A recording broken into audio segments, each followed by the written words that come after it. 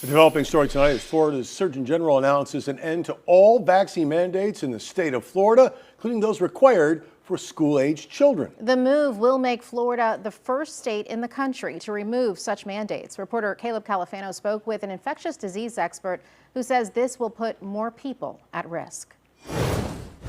For decades, Florida vaccine mandates have been commonplace inside of schools.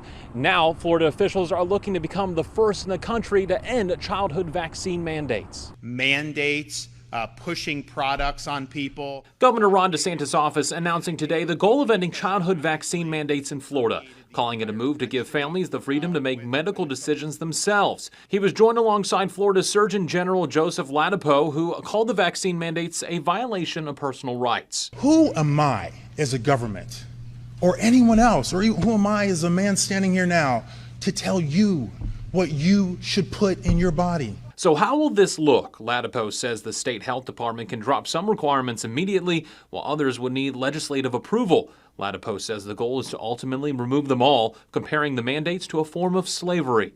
Every last one of them is wrong and drips with disdain and slavery. In response to the announcement, Florida House Democratic leader Fentrice Driscoll released the following statement saying in part, "This is stunningly reckless. DeSantis wants to trade the health of our kids for media headlines. If this happened, Florida would be welcoming back child killers like polio and measles with open arms." Besides having a low vaccine rate, you have to have the introduction of the organism. Meanwhile, we spoke to Dr. Larry Bush, an infectious disease specialist in Palm Beach County. He tells me that with lower vaccination rates does come risk. So as you decrease herd immunity, meaning there's less people who are immune, either by receiving a vaccine or by having had the infection, then you put a larger population at risk of developing infection. Bush says with disease resurgence comes the risk that immunocompromised people can face serious consequences. He also tells me that consistent education for medical professionals is key. Therefore, it's your obligation to know that disease so that if you do come across it,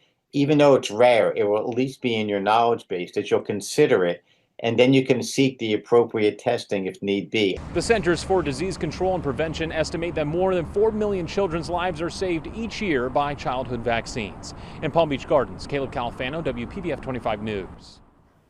Caleb, thank you. WPBF 25 News reached out to all 5 of our local school districts for their response to these changes. Palm Beach, St. Lucie, and Indian River County school districts told us they will review the guidance to ensure they comply with all state laws. We're still waiting to hear back from officials in Martin and Okeechobee counties.